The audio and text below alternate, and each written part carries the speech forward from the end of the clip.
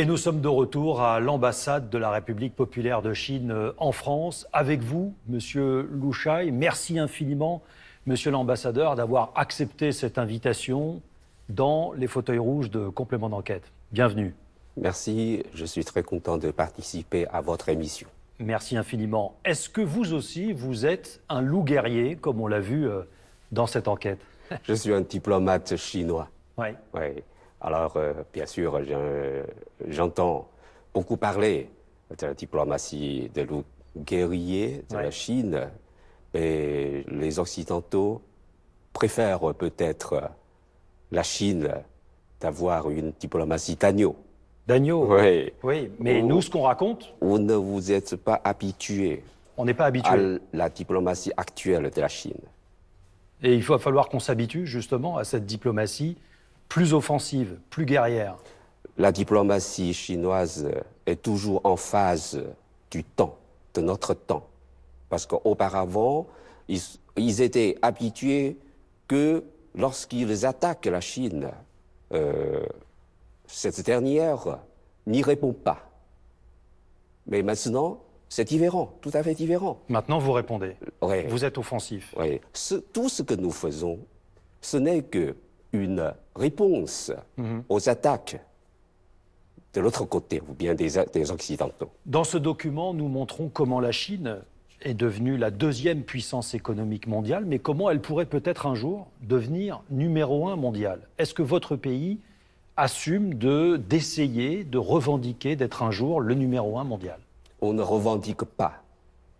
On ne fait que nous se développer. On ne fait que se développer. Donc, mais est-ce que c'est une volonté de devenir la première puissance mondiale? Ici, nous nous développons très bien, dans de bonnes conditions, sans encombre. Peut-être un jour, nous deviendrons numéro 1, mais sur le plan économique du monde. Et sur d'autres aspects, on a vu que vous étiez aussi offensif. Est-ce que d'une certaine façon, votre pays est en train de prendre une revanche sur l'histoire? C'est pas une revanche. Vous savez, on dit que nous sommes en train de mener une œuvre du renouveau de la nation chinoise. Dans le passé, la Chine a connu un déclin. Oui, une défaillance dans l'histoire. Et pendant cette période-là, la Chine a été malmenée par les puissances occidentales. Donc, le peuple chinois ne veut pas revivre cette histoire-là. Donc, il y a quand même un petit peu une revanche. Par exemple, on raconte dans cette enquête que vous occupez de plus en plus de postes dans les instances internationales, celles qui dépendent de l'ONU, mais pas seulement. Dans quel but, aujourd'hui, la Chine veut occuper toutes ces fonctions les plus importantes? Oui, c'est pour jouer un rôle le plus important dans le monde, pour assumer plus de responsabilités en tant qu'un pays majeur dans le monde. Un monde dominé par la Chine demain ou en 2049, comme c'est le souhait du pays, ça ressemblerait à quoi? La Chine ne veut jamais dominer le monde. Je dois préciser avec vous, la Chine ne veut que vivre ensemble avec tous les pays du monde. Vous savez, nous préconisons une vision de construire la communauté de destin de l'humanité, ou bien la communauté d'un futur partagé de l'humanité.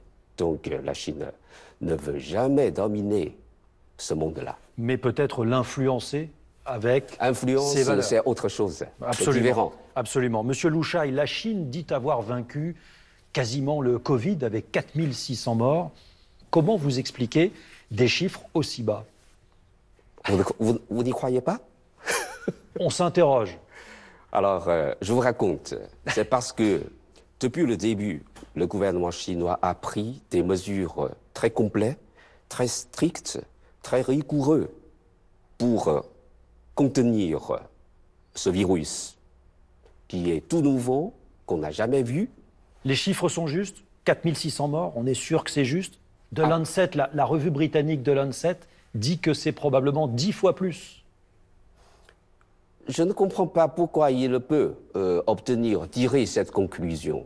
Mais je pense que vous devez donner la confiance aux chiffres offerts par le gouvernement chinois. C'est sérieux. Le gouvernement chinois est très sérieux pour faire les statistiques sur l'épidémie.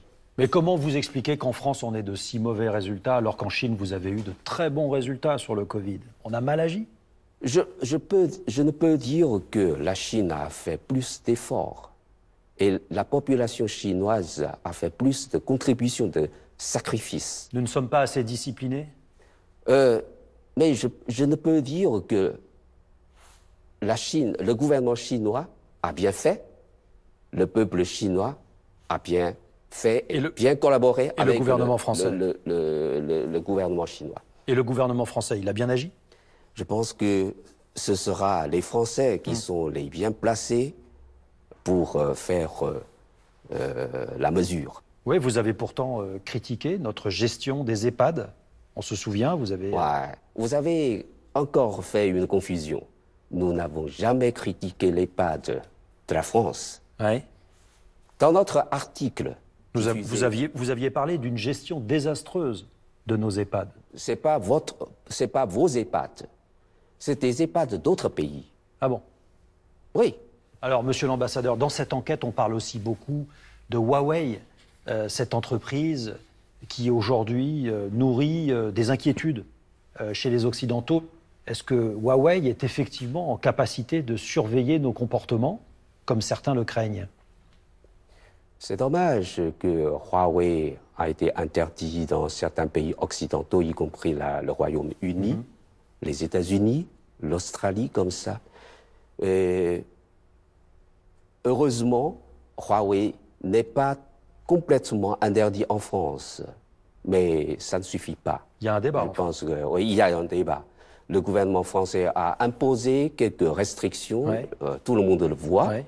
Mais vous dites c'est dommage, pourquoi? Vous comprenez pas? Vous comprenez pas? Je ne comprends pas. Pourquoi? Parce que Huawei est une société très honnête. Mais on dit qu'il y a une capacité à surveiller. Si Huawei a cette capacité de surveiller, tous les autres fabricateurs d'équipes de télécommunications ont cette capacité. C'est un problème politique. Il n'y a pas une volonté de surveillance par l'intermédiaire de Huawei?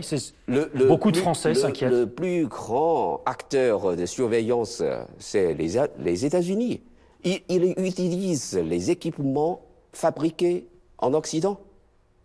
C'est pourquoi je dis que si vous utilisez les équipements Huawei, les Américains ne seront pas capables de vous surveiller. Parce qu'ils ne peuvent pas utiliser les équipements Huawei pour vous surveiller. Vous nous donnez la garantie qu'en utilisant Huawei, on n'est pas espionné par la Chine? Je peux vous garantir, Huawei ne fera jamais d'espionnage. Et Huawei... Pas plus que les autres? Pas plus que les autres? C'est une question. Aucun. On sait qu'il y a la capacité de récupérer des données, de collecter les données. Même si, ça, on le sait. La technique de télécommunication, c'est la même, n'est-ce pas? Vous pouvez dire que, puisque vous avez cette technologie, vous avez la capacité de surveiller, de faire l'espionnage. Mais est-ce qu'ils ont la volonté, n'est-ce pas? Et Huawei promet à tous les pays européens de signer un accord sans porte dérobée. Est-ce que les autres fabricateurs d'équipements en Occident osent signer cet accord de porte dérobée? Très bien. Autre point, monsieur l'ambassadeur, qui est un point très sensible en France et dont on parle également dans cette enquête, c'est la question des Ouïghours. Vous avez remarqué que Antoine Griezmann, par exemple, il est champion du monde, il avait un contrat avec Huawei, il a demandé une clarification de votre gouvernement et il a décidé de se désengager, en tous les cas, de son contrat. Est-ce que vous comprenez ces critiques à l'égard de votre gouvernement et de possibles exactions commises contre les Ouïghours? Il ne connaît pas la vérité. C'est quoi la vérité, monsieur l'ambassadeur? La vérité est le contraire de ce que racontent ces quelques personnes anti-chinois Qu'est-ce qui se passe avec la population ouïghour en Chine? La population ouïghour en Chine vit maintenant très heureux, en paix et en sécurité. Je vous raconte, au Xinjiang, il s'est passé des milliers d'attaques terroristes et entraînant des centaines de morts, des milliers de blessés et des centaines de morts des policiers. Mais la question, c'est comment sont-ils traités aujourd'hui? Et est-ce qu'il y a effectivement des camps d'internement et de travailleurs, de Ouïghours? Ils sont traités très bien. D'accord. Donc, pourquoi je dis que la population ouïghour au Xinjiang vit heureux maintenant, dans la paix et dans la sécurité? Parce que depuis la fin de 2016, le gouvernement local du Xinjiang a adopté des mesures, bien sûr, lutter contre le terrorisme, et aussi des mesures, on peut dire, de politique plus souple. Ça veut dire créer des centres d'enseignement et de formation pour, comment dire, déradicaliser les gens qui sont endoctrinés par les pensées terroristes, radicalistes. Et avec ce processus, dans ces centres-là, ce ne sont pas des camps d'internement. Ce ne sont pas des camps d'internement. Ce sont des centres d'enseignement et de formation comme un établissement d'éducation. Et comment vous expliquez que certaines marques se soient désengagées pour les mêmes raisons? Des entreprises de textile, pardon. Ils sont, je vous dis, ils sont tous des foyers. Ils ne connaissent pas la vérité. Ils ne veulent croire ces mensonges. Peut-être que c'est un problème de transparence. Oui, que le gouvernement n'est pas suffisamment transparent. On est complètement transparent. Peut-être que si des journalistes pouvaient se rendre sur place, ça changerait les choses. On a invité des journalistes. On a invité plus de milliers de personnes de tous horizons, y compris les journalistes, venus de 100 pays. Si vous nous proposez d'y aller, complément d'enquête? Vous pouvez y aller. Mais attention, il ne faut pas y aller avec une présomption de culpabilité. Il faut être honnête. Oui. Marché conclu. Est-ce que vous connaissez, il y a un livre... Marché conclu. On sera honnête. Oui, bien sûr. Okay. Marché conclu. Oui, marché conclu. Pourquoi la Chine essaye, on l'a vu dans cette enquête, de modifier la question des droits de l'homme dans les instances internationales? Modifier? On parle de commerce d'abord et de droits de l'homme ensuite. Ah oui. Vous comprenez ce que je veux dire? Je comprends bien, oui. Alors... ça veut dire que ce n'est pas une question prioritaire pour la Chine? La question des droits de l'homme? Cela dépend comment on dit. Si c'est pour on en parle du niveau de la réalisation des objectifs du Parti communiste chinois, les droits de l'homme sont notre priorité. Alors, cette notion des droits de l'homme, c'est peut-être un peu différent de celle des Occidentaux. Notre notion de droits de l'homme sont tout d'abord le droit de vie, le droit de développement, le droit de bonheur du peuple. Donc ce sont les droits de l'homme du Parti communiste chinois? Le droit de l'homme du peuple chinois. Et de l'ensemble de la population? Bien sûr, mondiale. De l'ensemble. Oui. C'est les mêmes? C'est le même. Il n'y a pas deux droits de l'homme? Pour la plupart des pays dans le monde, je pense qu'ils considèrent leurs droits de l'homme comme les droits de développement, les droits de vivre heureux, n'est-ce pas? Mais les Occidentaux, vous avez déjà passé la phase de sous-développement. Vous entendez les critiques sur la liberté d'expression? Sur la liberté de la presse? J'entends toujours. Il y a trop de critiques ici. Oui, c'est ça. Est-ce que la liberté d'expression est utilisée en Chine? Pardon, monsieur l'ambassadeur, mais on sait bien que ce n'est pas tout à fait la réalité. C'est tout à fait libre. Vous ne croyez pas? Je n'en suis pas sûr. Vous ne croyez pas, c'est que vous n'avez pas la même notion que nous. C'est toujours la même chose. En Chine, tous les citoyens ont la liberté d'expression.